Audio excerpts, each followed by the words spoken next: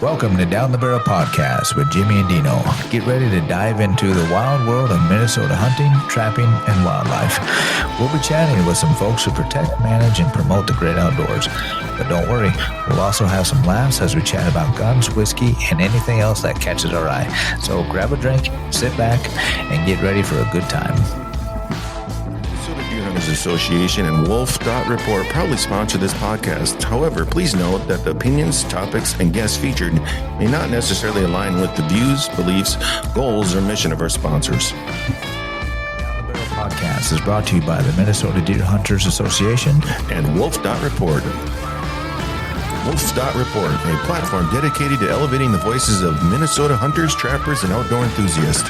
Join us in advocating for responsible wolf management in Minnesota. Share your reports, photos, and stories, and together we will ensure that they are seen by all. The Minnesota Deer Hunters Association, protecting the future of deer and deer hunting through habitat, education, advocacy, and legislation.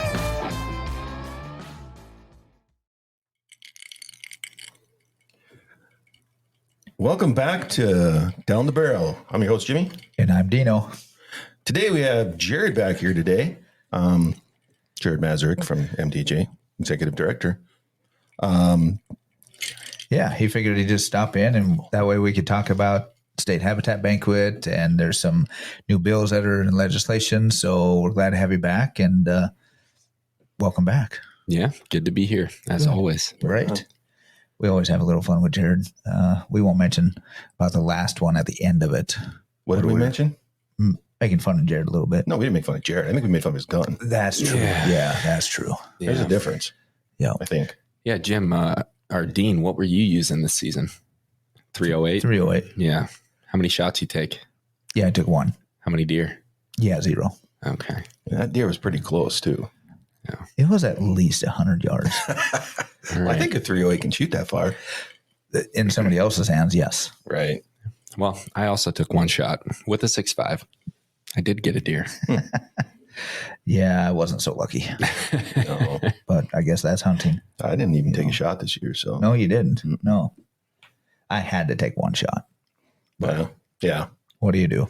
You know, I guess that's hunting. You keep hunting. Yep. You just keep going. Can't have fun. Why do it? All right. So State Habitat Banquet was this past weekend, right? It was, yeah. Yeah, it was a good time. So tell us a little bit about State Habitat Banquet for people who might not know exactly what all that entails. Yeah, it's our annual statewide banquet. We raise funds for habitat restoration projects around the state. It's been going on for this was our 37th annual habitat banquet. So we always pair it up with our corporate board meeting, which is where all of our chapters come up and we vote on our legislative agenda and some other topics. And then that evening after the meeting, we hold a banquet, have a good time and get all our chapters there. And yeah, it went really well this year. Good. Yeah, it seemed like it was a pretty full room. Yeah, I think attendance might have been down just a hair, but it just fluctuates, with kind of the given seasons. I know we had, a few chapters that had their banquet that night as well. So that, always, you lose a few people during that. So yeah. We had one of our large chapters. They weren't there either because someone was getting married. Yep. So, yep. I do remember that. So hopefully that wedding went well. We're happy for them, but right. Next year they better be there. Exactly. So with the corporate meeting that goes on Saturday morning, and like you said, all the different resolutions, stuff like that happens, and the vote for the resolutions, any new bylaw changes, and all that happens. Correct? Yeah. So corporate board, every chapter elects what they call their state director, and that's kind of their delegate that goes and votes on behalf of the chapter. So at the chapter level, they'll vote on every resolution, which is like a policy stance, right? A legislative initiative that we want to see enacted.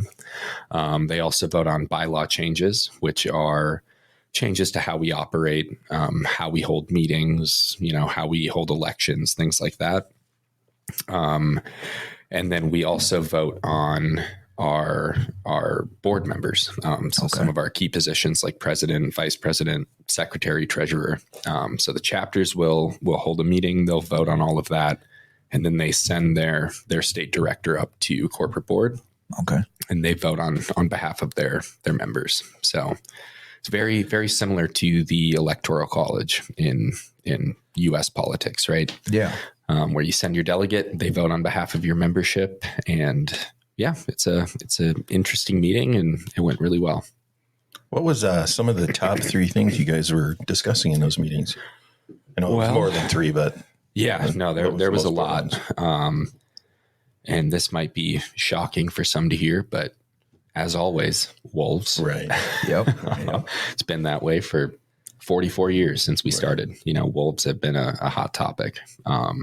But we also talked about things like, let's see, timber sales off of logging on WMAs. Okay. So anytime where the state is getting revenue off of logging on a wildlife management area, we had a discussion on where that funding should be allocated and how it should be going back to wildlife whenever possible. We also talked about,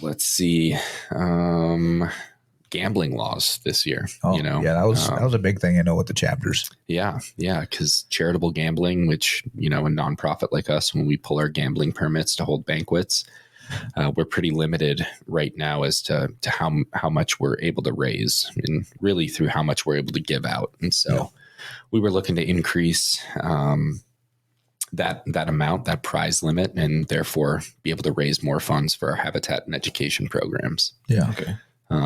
But yeah, I think we had 8 resolutions this year, 3 bylaw amendments, and it ranged anywhere from gambling laws to timber sales to wolves. Speaking of the timber sales, so right now, what do they do with that money that they get from the timber sales off of WMA?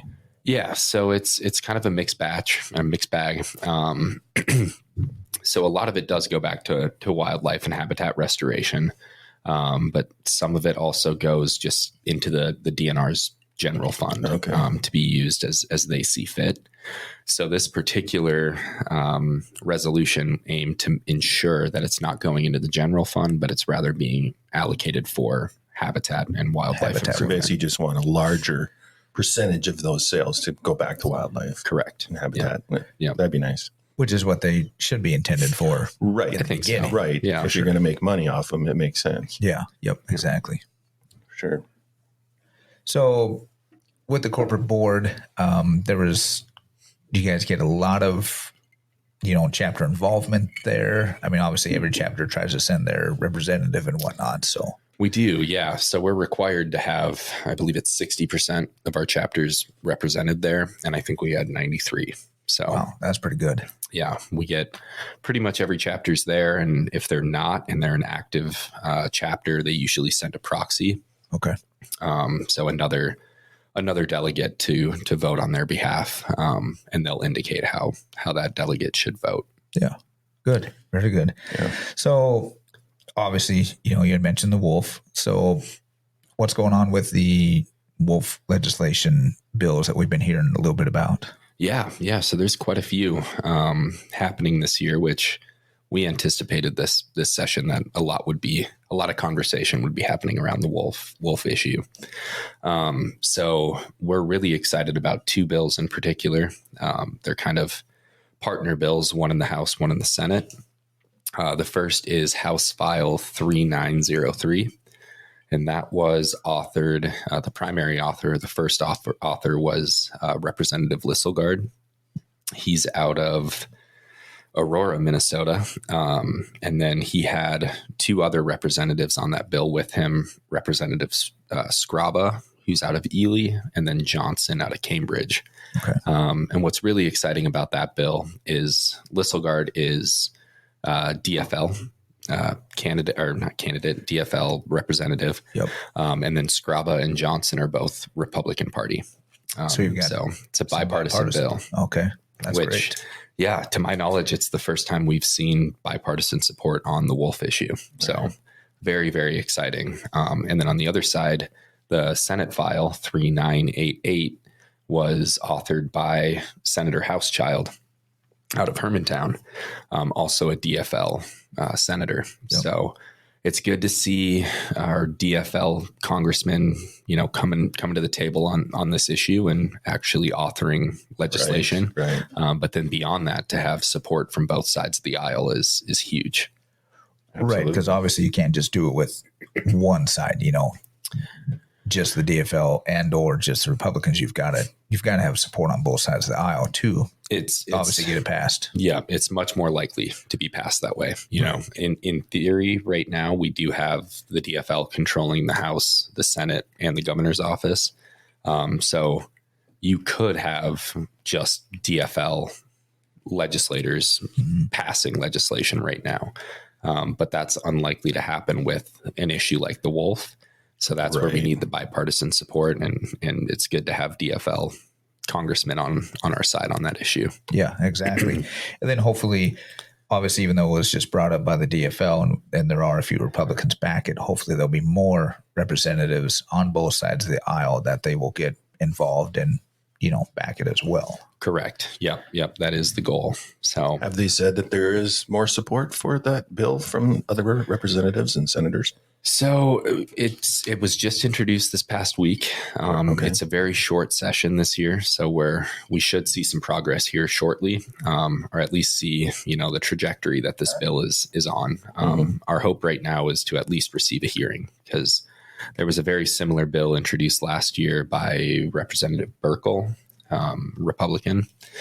And it never saw a hearing, never went anywhere. That bill still is alive right now. It could receive a hearing this year, but it's unlikely. So I think these bills are much more likely to receive a hearing. But yeah, there's a number of wolf bills out there right now. Right. I got a letter today from Icorn. Right. And he said he writes one every session. I've never heard about it, but yeah, I haven't seen one from Icorn yet this year. So I don't know. It doesn't mean it doesn't exist, but I haven't seen it yet. Yeah, me neither. I did see one from Wiesenberg, Senator Wiesenberg. Where's he out of? He's out of Little Falls area. Morrison County. Okay. Yeah. What's the deal with that one? It's an interesting one. I tell everyone, if there's a bill promoting wolf management or an open wolf season, we got to support it. Right. This one, it might be the exception to that rule. So basically, whereas the bills we just talked about from Lislegard and Hauschild, they mandate a wolf hunt once the wolf is delisted at the federal level. Yep. And then they go further and establish what's being called the Northeast Deer Management Task Force that will kind of study and monitor all of the different factors that contribute to white-tailed deer management in the northeastern part of the state, and then make management decisions based on that information.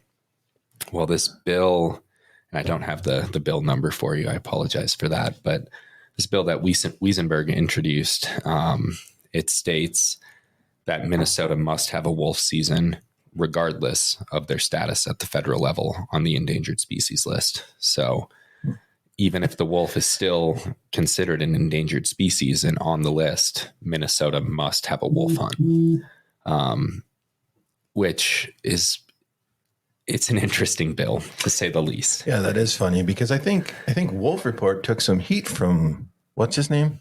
Wiesenberg? Senator Wiesenberg, for posting something to the effect of protecting your livestock and pets, regardless of I was basically talking about the state laws. So correct.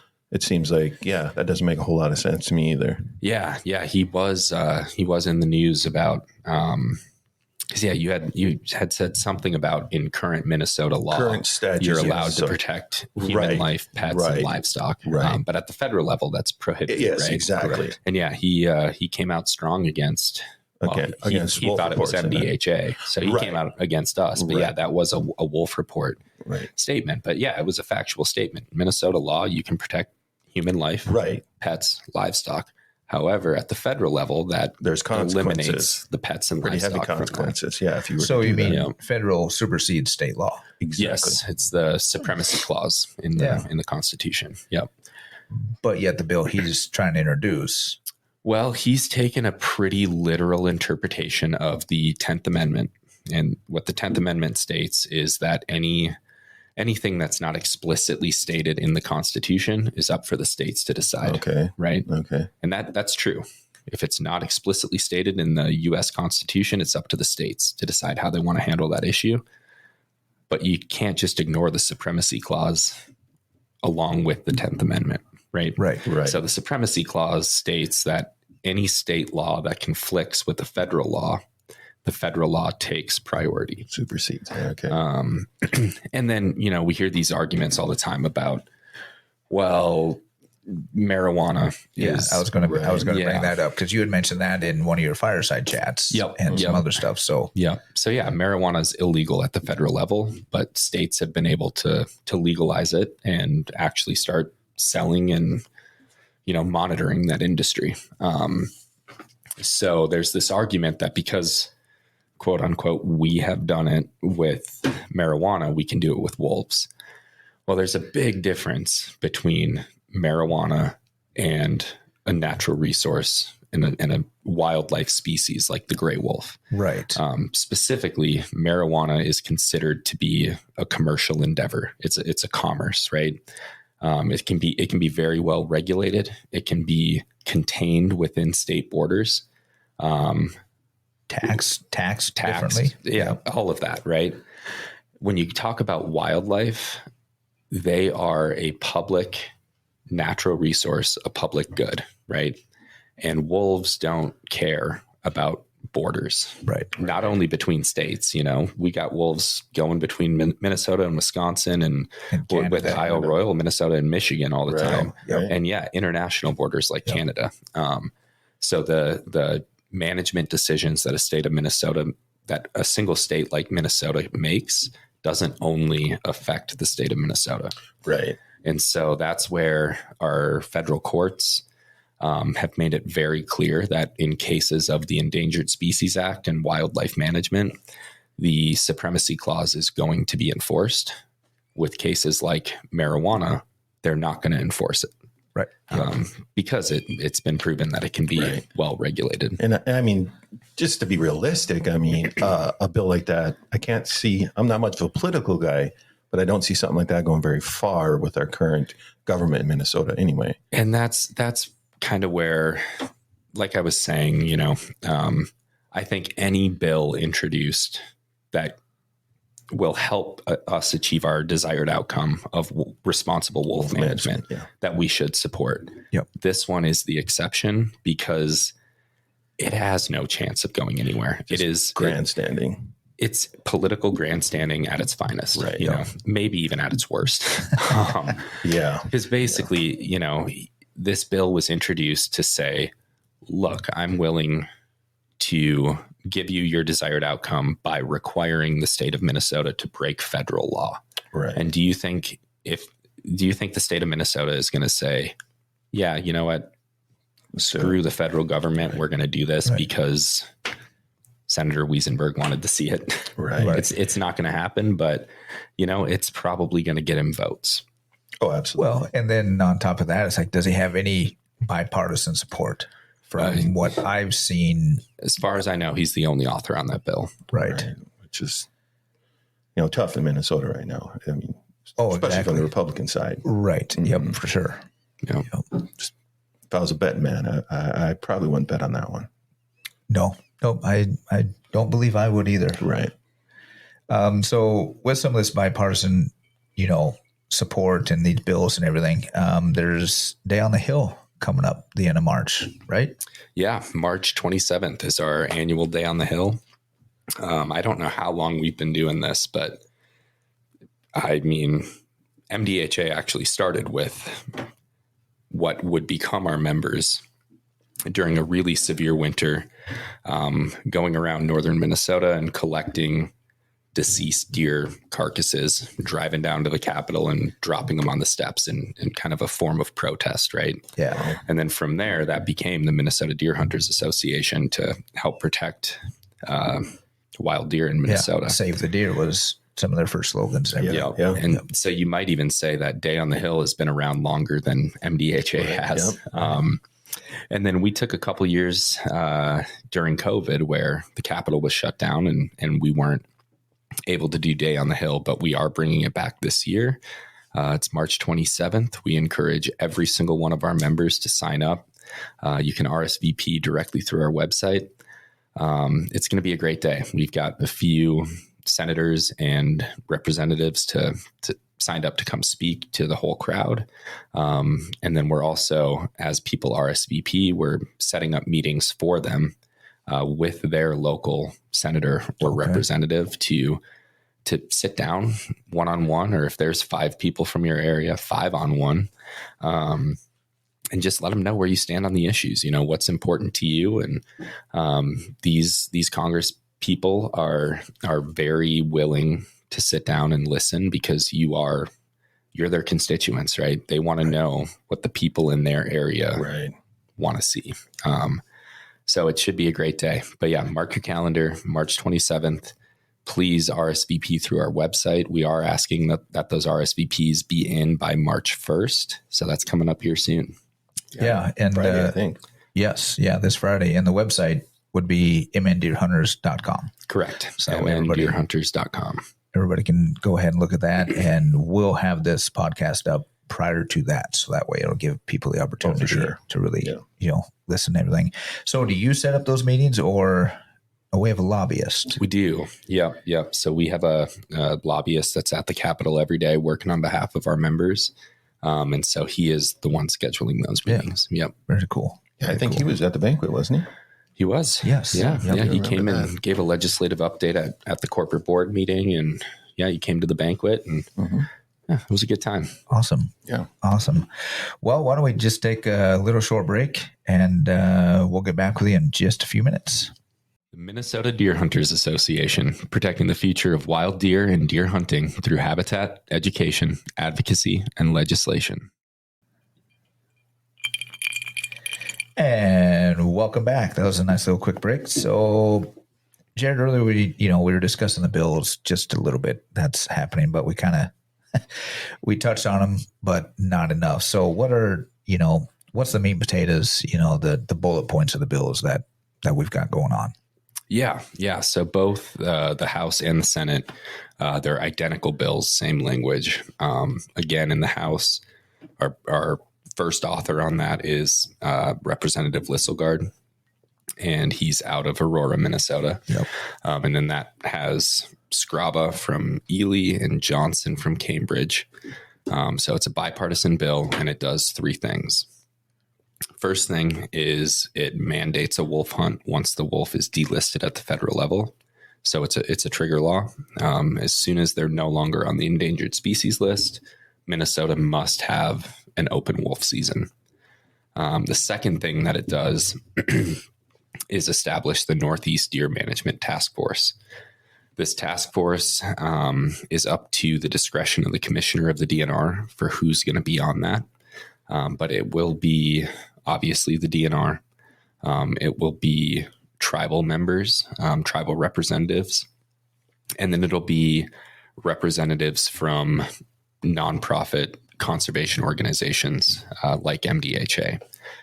In fact, MDHA is the only organization that is required to be on that task force. So great. It's pretty exciting. We will need, they will have to give us a seat at that table to help shift policy from there. So that'll be great. And then I believe, hunters from the area or people who care about deer management from the northeastern part of the state could apply to be on that task force as well. Yep. Okay. And then again, identical bill in the Senate, and that was introduced by Senator Hauschild out of Hermantown. Gotcha. Great. So with that bill, the task force, I'm still a little confused about what would be the goals of the task force. Yeah. So specific goals, again, assuming that this bill passes, right, becomes law, specific goals and benchmarks would be set by the task force. I'm assuming at the first 1 or 2 meetings. But in general, the goal would be to study the different factors that contribute to deer management in the northeastern part of the state. So that would be wolves, winter severity, habitat loss, habitat fragmentation, anything affecting our deer herd. Right.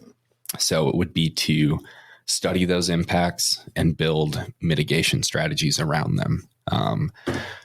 Also, with a mandated wolf hunt at that point, again, assuming that this passes, it would be to study the impact of the wolf hunt, and I think contribute to tag limits, right? So if we have a mandated wolf hunt and they give out, let's say 300 tags the first year, we could study what impact that actually had, and then maybe the next year it's 500. Or maybe the next year it's 2. It would be up to that committee or that task force to decide. No, that sounds really good. And with having MDHA as, they have to be on that task force. That's a really big deal. It is, and I think it speaks to the level of advocacy that we have engaged in over the years, the amount of advocacy, and then the fact that we have always approached the issue with professionalism and with data to back up our claims, right? So I think that's a huge asset for our organization, and I think that's why our name is in that bill. Yeah, no, that's a really big accomplishment. Honestly, you have a seat at the table at a few other tables, throughout the state as well, but this one would be definitely one of the top ones coming up, potentially. Definitely the most relevant to probably the most talked about issue of our time. Exactly. Recent time, it's controversial. So make sure you contact your local representatives and tell them to support these bills. Yeah, it's a short session. Like I said, they should be voting on these within 4 weeks. So the time is now. The sooner you can call, the better. Yeah. Right. Yeah, and hopefully with going back to a day on the Hill, that we can get a lot of support down there, because then that will just obviously, reiterate the issue with even your legislators and everything, to meet with them and tell them that you want these to pass, Yeah. Because will they be voting after Day on the Hill then? It's going to be right around then. Yeah, it's going to be pretty close. Yeah. So we'll see. Their planned timeline is about 4 weeks is the deadline, but we'll see how it ends up panning out. So we need to make some noise. Yeah. Remind people to get out there and tell them you want these bills passed. What were the numbers again, Jared? In the House, that's House File 3903, and it's Senate File 3988. Okay. 3988. Perfect. I'll write that down. And honestly, I think these ones are probably the most realistic bills out there right now that I know about, that actually have a chance to actually maybe get a vote. Right. Well, and just the simple fact that they're bipartisan bills. Right. That's huge. That's exponentially more likely to make progress. Right. Yeah. Well, and MDHA is, prided themselves on being bipartisan, obviously. Which this day and age is tough, but I think it's still very important. Yeah, exactly. It's not that MDHA works with one or the other.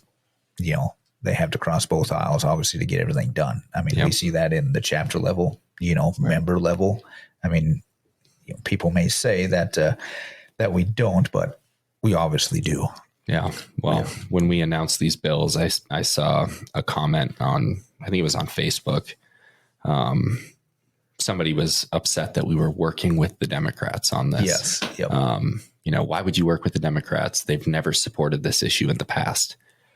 Well, that's the point. Right. Right. The point is to bring both sides of the aisle to one issue, to align on one issue and make meaningful change. Right. Exactly. You got to work with people you don't agree with at times if you want to see that change happen. Yeah. It doesn't have to be a political issue. I mean, there's hunters on both sides of the aisle. Oh, for sure. Yeah, exactly. And the way social media is nowadays and everything, it becomes a political issue more than ever. Yep, exactly. So, I mean, this is a good way to, show our support and get more of our member support as well. Right. You know. And to these reps and senators that brought these bills up, I fully support them and what they're doing. And maybe I don't agree with everything they do or say, but on this issue, I think they got it right. Yeah. Well, and that's something everybody needs to, realize that you're not going to agree on everything Senator, puts forth, or even with MDHA, like we've talked about this before. You're not going to agree with everything that we do. But as long as you agree on, the majority of it, then by all means, just look at our main mission, habitat, education, advocacy, and legislation. I mean, what more is there to ask for, Right. So surely there's something in there that you can pick from that, you can agree on. Actually, I would think most people can agree on probably 99% of everything we do and be able to back it that way. So. Right, because saving the deer and creating habitat is not controversial. You wouldn't think. Typically, right? I guess not to hunters, right? Well, for the most part, for the members, yeah. Well, perfect. Well, great. Well, we will. Let's just step aside real quick, and we'll come back with a few other little issues, and then kind of a call to action, and talk to Jared a little bit more. At wolf.report, citizen science means that you provide the data and we provide the platform. Our website is designed for the citizens, hunters, trappers, and anybody else of Minnesota to easily report wolf encounters and share location data. All right, we're back. Jared, I wanted to talk a little bit about some of the, I guess you could say, lies, BS that we've been seeing on social media lately. I know it's a controversial topic, but I think maybe we should get into it a little bit. Well, it's one of those things to where you can't post a single thing without it happening. And it's kind of like the elephant in the room, and it needs to be brought up, and honestly does. And I think we should do a whole podcast about reading mean tweets as you could, because they're not tweets, but you know what I mean? Facebook posts, Facebook especially. Jared gets a lot of heat personally on there.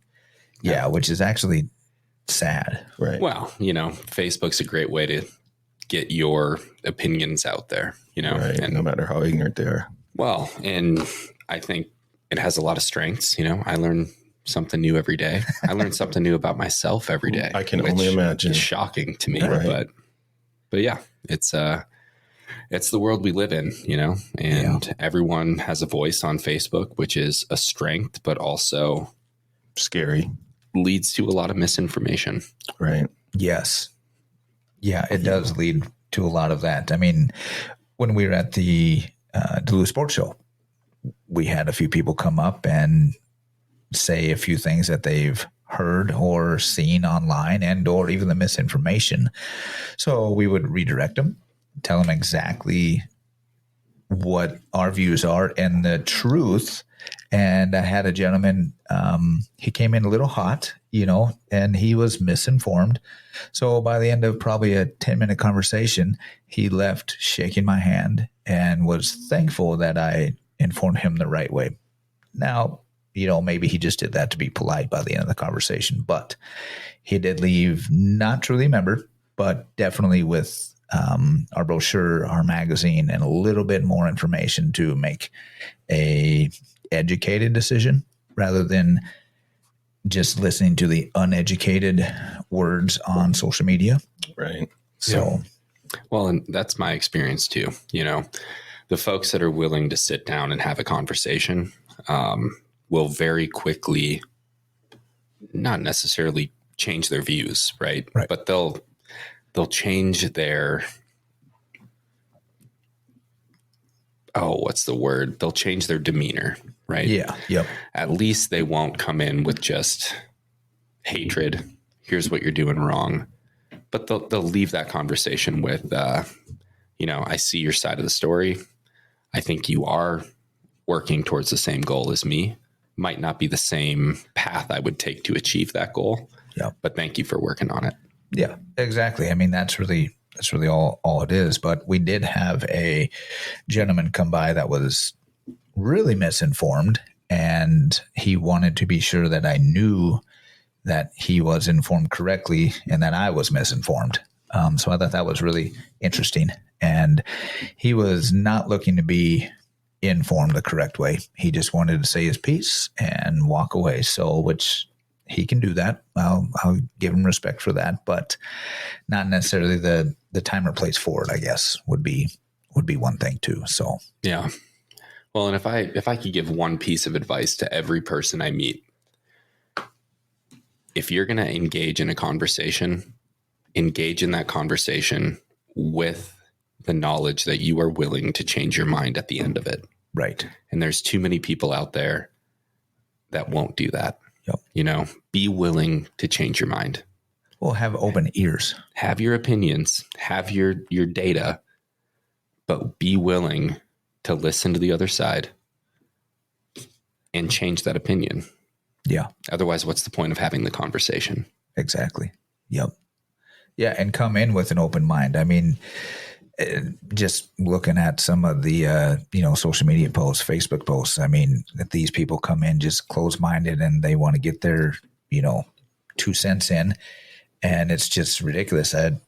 Here's one. We get this one a lot. I'll say that, and it reads, MDHA is a day late and dollars short for finally standing up to be counted. This is a panic reaction as they watch their fundraising monies trickle away. And we had a few so this was obviously a negative comment. We had a few positive comments trying to react to that.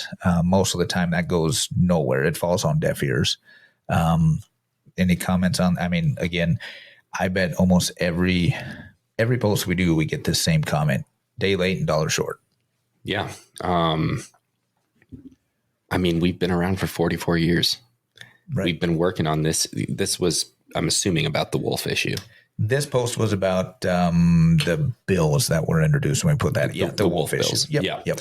Yeah. So 44 years of working on wolf management in the state of Minnesota. We had a season 2012 to 2014. MDHA was a big part of that. I hear this all the time that MDHA and myself specifically have only started talking about wolves in the last couple months because of this other group. Well, go back to, I think the last time. So one of their biggest voices right now is Pete Stauber, right?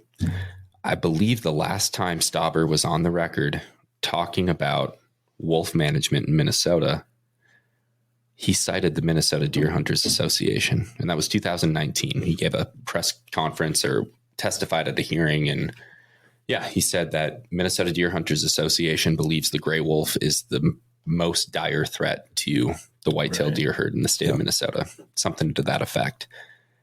And there's so much evidence out there showing there's a paper trail that MDHA has been here all the way. But if you don't want to look at that paper trail and you want to believe what one person or one small group of people is saying without trying to verify that statement, I hate to say it, but you might be beyond help.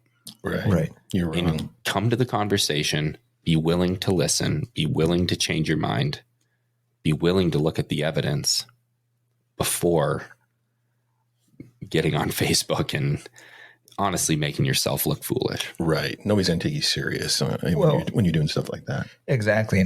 And what I find, funny is we put a post up, Day on the Hill, or about even these bills or the apple tree program, anything like that. Within minutes, we have negative comments.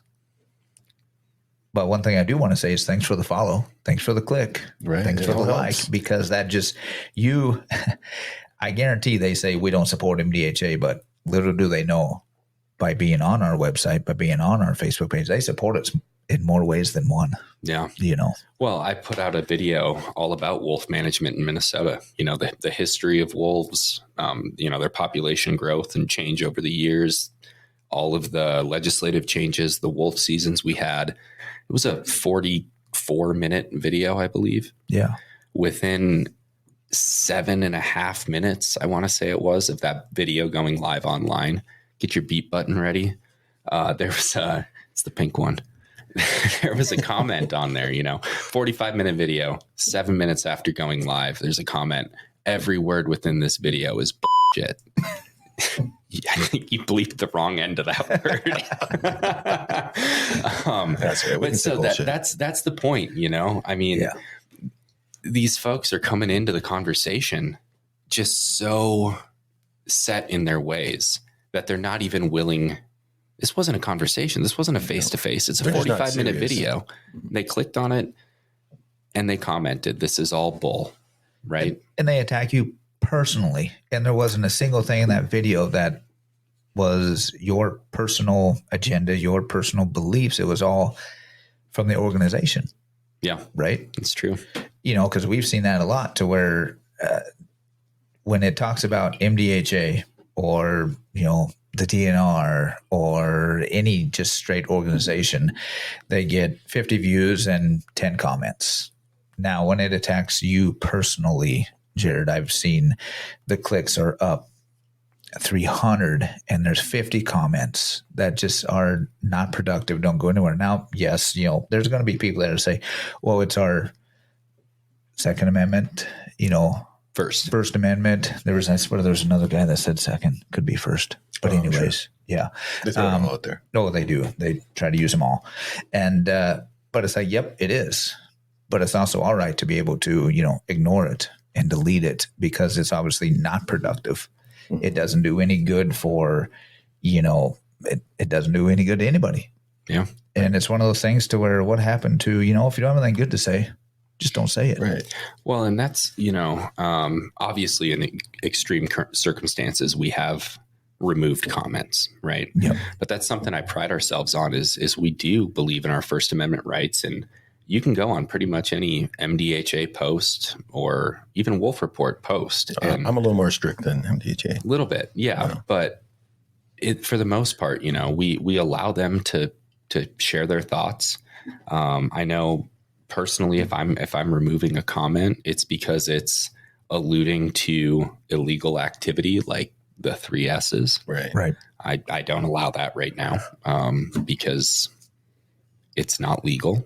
Right. We're not going to promote the illegal taking of wild animals, or it's just extremely inappropriate. And we don't want the youth, the forkhorn kids that come onto our page to be exposed to that. Yep. But other than that, share your opinion, get on there and criticize MDHA and myself if you want, but be willing to listen, be willing to at least hear the response, do a little research, and then hopefully change your mind.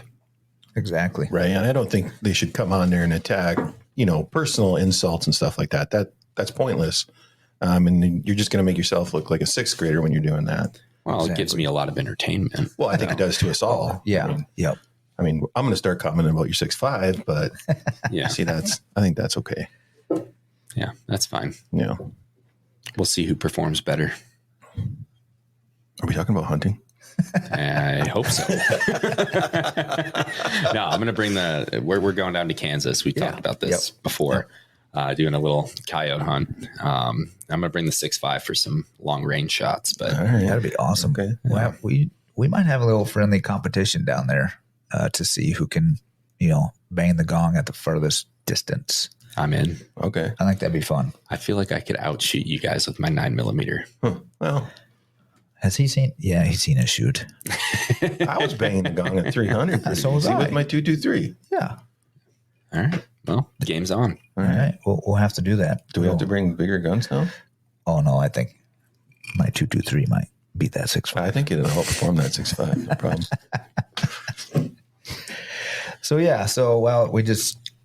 We had to mention a little bit of that social media. I know we bring it up in almost every video that we do, or every podcast, not video, I should say. But again, it's out there, you know, and it's laughable at most times, just like you said. It's sad. And it's sad. It really is. I mean, we're all hunters. The most positive post, right. You know, why are hunters bashing other hunters? Especially, you know, hunters that are actually doing something, you know, about usually the wolf topic is what it's been about lately. Yes. And obviously MDHA is working to get responsible wolf management. Yep. And MDHA always has. Right. It's just laughable. Yep, it is. That they're not. Yeah. Well, I couldn't agree more. Well, and one good thing, we talked about this earlier too. So it appears that, or it is true that MDHA is pro deer. Yes. Yes. And wild deer. Deer. Let's clarify. Yep. Yes. Pro We are wild here deer for a wild deer herd. and pro wolf management. Yes. Now, there might be other groups that are more anti-wolf. Mm-hmm. I don't know where they stand on wild deer or even deer in general. Right. Or any other management of any other species. But we've made it pretty evident that MDHA believes, pro wolf management, pro wild deer. So, yeah. Well, I think that's a fair statement. And I would say beyond just being pro wild deer, MDHA is pro responsible wildlife management across the board. We are not anti any species. Right. Other than some invasives, right? yeah. We got to deal with the buckthorn. Yeah. But no, we are pro responsible wildlife and habitat management. We're not anti any species. We just don't believe that one species should have an exemption from responsible management just because they are a beautiful, charismatic creature that a lot of people love to see. Right. Yep. Right. And I won't deny that, I don't know if you guys would, but wolves are beautiful. Oh, I think so. I've been up to Ely to the wolf. Yeah, me too.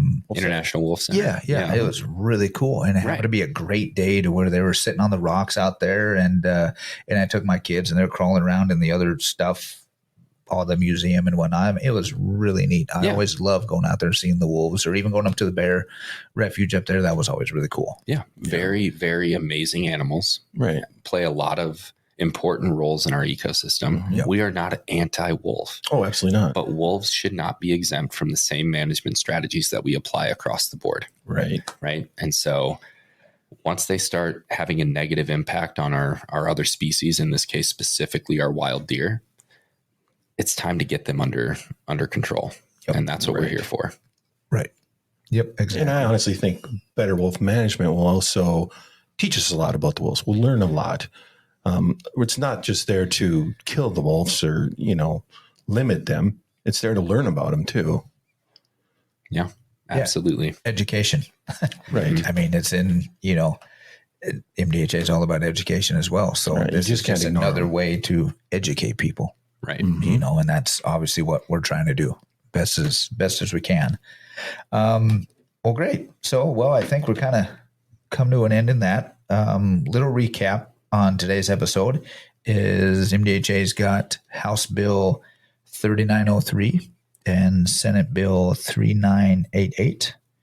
Yes. That's correct. Wow. Yeah. I actually wrote them down, believe it or not, so that way I wouldn't get them wrong. Yeah. Email please. your reps. Yes, contact your Congress people and let them know where you stand on these two bills. I think if we're gonna have a chance to see a significant change on the wolf management issue, now is the time. We have bipartisan support on these bills. Don't let this pass. Yeah, Right. don't hesitate on this one. It's a great start. Yeah, it ain't gonna change the federal laws, but it's a great start. Well, the thing is, nothing's going to happen overnight. It's going to take time. But this is a good start in the general direction that everything needs to go. So we all know that this is not a sprint; it's a marathon. Right. So that's Get this the way it's on the always record, been. though. Yep. So perfect. We'll put a link in the description to MDHA's website and to these bills. And to the bills and to the RSVP for Day on the Hill. There you go. Yep. I almost forgot about Day on the Hill. Yep. That's March coming up. 27th. March There you 27th. go. So it'll be a link in the description of wherever you listen to this podcast. Yeah. Well, all right. Well, thanks for coming in again, Jared. We'll have to do, we'll do this again. Absolutely. It's really fun. It's always fun having you on here, and we'll thank you who we can have on next, and we'll kind of go from there. Awesome. Sounds All right. good. Thanks, guys. Thank you. Minnesota Deer Hunters Association Day on the Hill is scheduled for March 27th. Please mark your calendars. Visit our website, mndeerhunters.com, and RSVP. Views expressed by Jimmy and Dino or podcast guests are solely their own and do not represent the Minnesota Deer Hunters Association and wolf.report.